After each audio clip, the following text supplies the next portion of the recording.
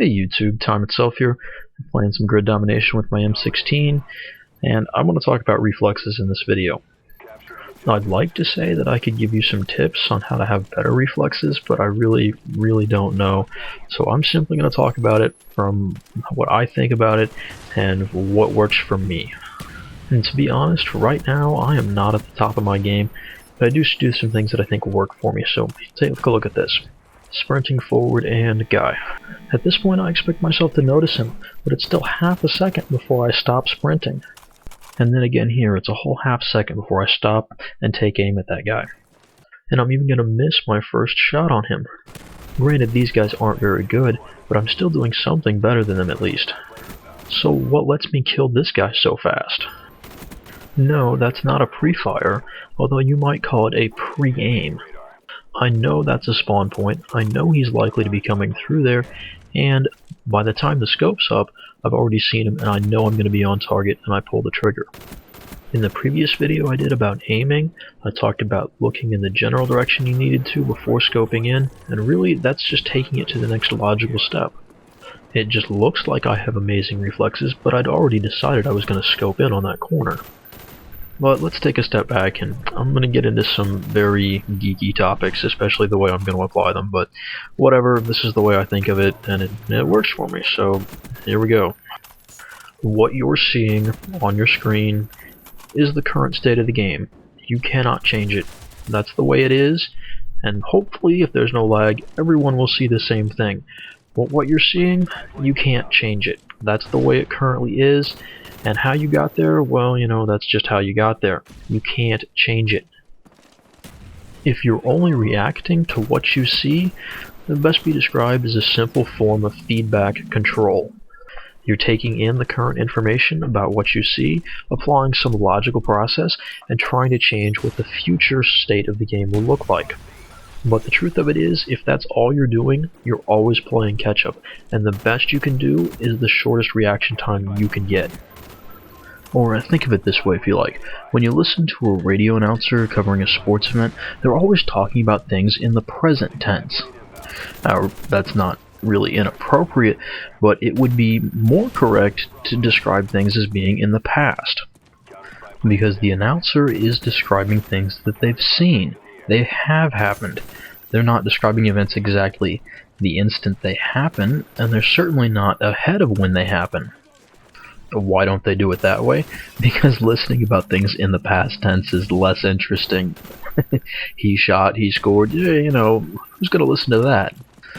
But the thing is that you taking in the game, the sounds, the sights, that's the same kind of delay that you get with some radio announcer. They're always behind, and they're always telling you about things that have happened.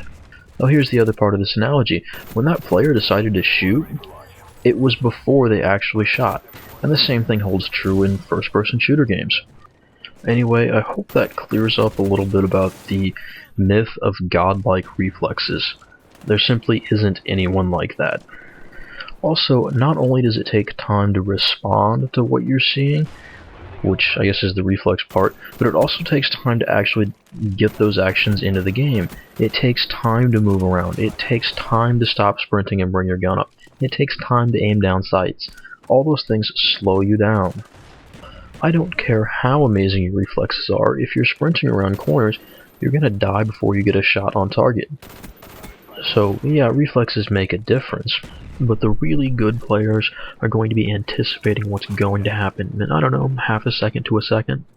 And you saw I did a fairly decent job when I pre-aimed that corner earlier, but there's another part to it. And that is considering all the possibilities that might happen, that you might need to respond to. Maybe not all of them, but just the most likely ones. And in the case of aiming, just thinking about how far and where you'll need to look to be on target. This gets back to the aiming based on the surroundings, not just based on where the guy is, so that you can reduce the time it takes to get on target. The other thing is to consider your possible actions. If you try to think through what you could do after you're already in trouble, that's going to be pretty hard to deal with. But if you get into a situation where you know you need to make a decision, just making a decision is better than not doing anything at all, so already having what your options are in mind will go a long way to help. And so the best way to deal with a lot of these situations that require immediate action is to limit the number of possible actions you're considering. Of course, you can always just lay down and hope that he misses horribly. Sometimes that works too. But generally, your two main choices are just going to be shoot back or run away. Simply having some basic plans for likely situations helps a lot. Experienced gamers have been through lots of situations, know likely outcomes, and often how to deal with it, at least to get some measure of success. For example, I can tell you this part of Grid is a death trap when I'm playing with my team. We push them around enough that the guys who are still running through the building there, they're still running through coming to A, while the new guys are spawning in another wave in the back of these bunkers, and so getting caught out there is deadly.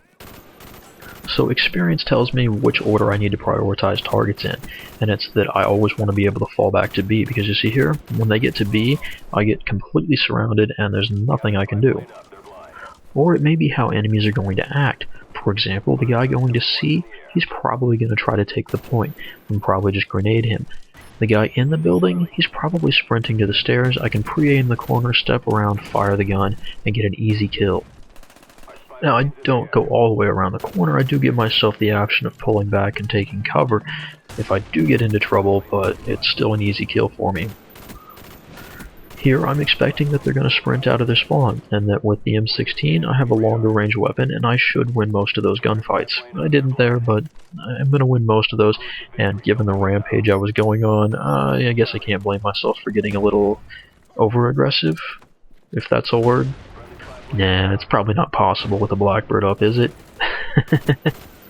So reflexes mostly come into play in the small aiming adjustments trying to get on target. Expecting yourself to react to situations you're not ready for really isn't fair. Most people will not do very well in those situations, because the time it takes for a gun to kill in Black Ops is usually less than someone's reflex time, especially if they have no idea it's coming.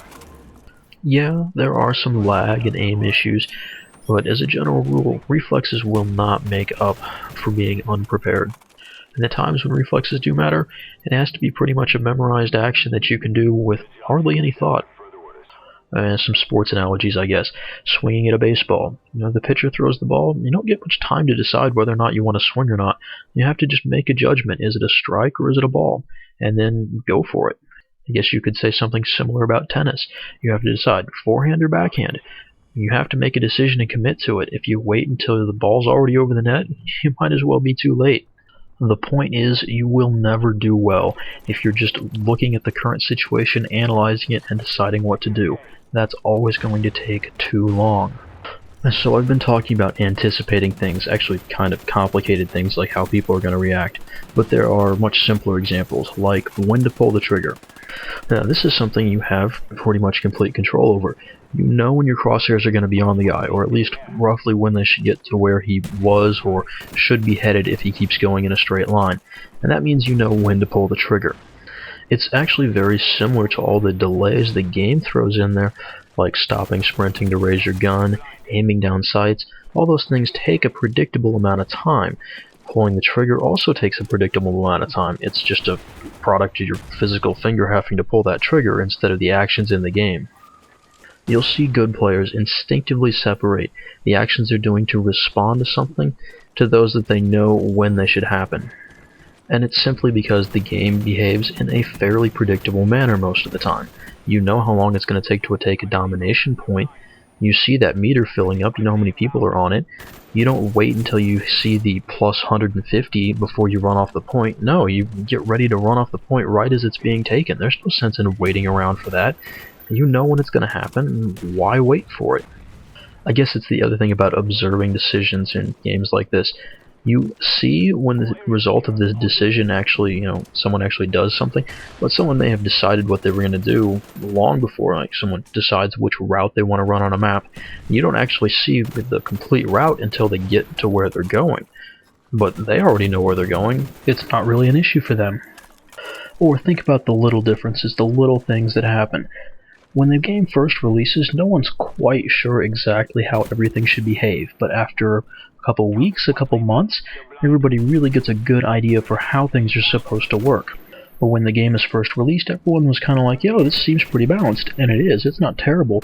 But after a while, people get very precise expectations about how things should work, and so the little differences actually end up being important at that point. I mean, take the AUG and the FAMAS, both pretty good guns, but the FAMAS is considered clearly better just because of a slight statistical difference in the recoil pattern. That's really the only significant difference between the two guns. What makes for really good reflexes is a good interplay between very precise expectations of how the game is going to play and knowing how you can react. So here's a bit of an example. So I'm going to turn and pick up the third guy, and the question is, am I going to need to just watch his cover or lead him? And I correctly predict that I need to lead him and land right on his face as he comes around. I guess another way to put it is that you do need to think about leading your targets, even if your crosshairs don't actually have to be in front of them to make up for the travel time on the bullets. And this is the part of the video where I get into strange advice that doesn't really make any sense at all. At least it's what I think about, but I really doubt it'll be any use to anyone else. But yeah, whatever, here we go. Having fast reflexes is just seeing people early, as soon as you can. And while there's not a whole lot you can do and make it easier other than just get used to what players look like and what the map is supposed to look like, I always seem to feel like I'm better when I'm not looking for people, but I'm looking for what shouldn't be on the map. Of course, that requires knowing exactly what the map is supposed to look like, and that takes a long time of playing. Another weird piece of advice is that when I'm aiming at people, I'm not actively trying to put the crosshairs on them. About the most active thing I might be thinking about is trying to put them in the middle of the screen. That actually worked better back on my 3x4 aspect ratio CRT monitor, but now that I'm on the 16:9 24-inch LCD, it doesn't quite have the same impact. Ugh, I hate this part of this video. This is one of the few deaths I get here, and it's because despite putting rounds into both of them, you see I thought I'd killed one and I switched targets before I'd actually confirmed the kill, and they ended up getting me. That is so embarrassing. But back to my topic. Think about sight reading literature or music. When the person's doing it, it's impossible to believe that they haven't seen every single word that they're reading. It's in fact very obvious when they come across a word or a phrase that's especially difficult that they've never seen before. But the rest of the time, there they are, going along in real time, just doing this amazing thing. It's actually really impressive. But anyone who's fairly accomplished will be taking in what's coming up well before it actually comes out through their instrument or their mouth, especially if they want to add any of their own influence to the work and not just sound like a machine. And then when they're actually playing music or speaking the lines, they're not waiting for confirmation that the previous step was completed successfully before they go on to the next. And think about if you had to pronounce every syllable of every word, or even just every word at a time, it wouldn't sound very good, would it? But that's the same idea I'm trying to get at here. Even if you're not sure that you've completed the action successfully, shooting some bullets in some dude's face, you need to be ready to move on to the next thing before you've actually confirmed that. I don't normally head back into this area of the map. It's normally a pretty safe spawn point, but the Blackbird is telling me there are people over there, and I'm going to do something that kind of embarrassed me just in terms of how long it took me to get on target, and I blame it on not really being too experienced with where the lines of sight are here and where the spawn point is. But the next one is a corner that I'm used to watching, and I know where they're coming around, and I even start to pre-aim it and then have to go back for it.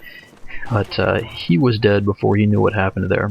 It looked like an incredibly fast kill, and it was pretty good, but a lot of it was made possible by already being on target. I wasn't waiting for my scope to come up so that I could put the crosshairs on him.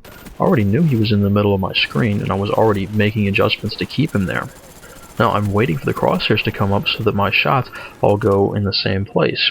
Hipfire is less accurate, so I need to wait for those crosshairs to come up.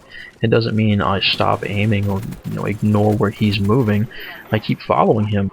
Again, it's like sight reading. You know things are going to keep moving forward, and you have a general plan for how you're going to need to act to keep moving along that line. And don't wait till you're in a gunfight to decide what you're going to do. A lot of it simply comes down to getting used to the game, getting used to the timing for everything, the sensitivity of your thumbsticks and how things act, and aim assist is one of them. So here's actually a funny example. I put this guy into second chance, and then I go back for the kill, and I realize that I'm off when I aim down sights, and so I need to move. But because he dies right as I scan over him, I don't get the aim assist, and I end up way on the other side of him. But I immediately turn around and just carry on with the game. And I am out of time. I'm sorry this turned into a very long video, I just could not find a way to break it up into 2 parts. It was certainly interesting making this video at the very least, but hope we'll get back to something a little more normal for the next one. I hope it's useful, I hope so, and it just doesn't sound like inane rambling or I'm absolutely crazy, but hey, thanks for watching, I hope you enjoyed it, and I will see you later.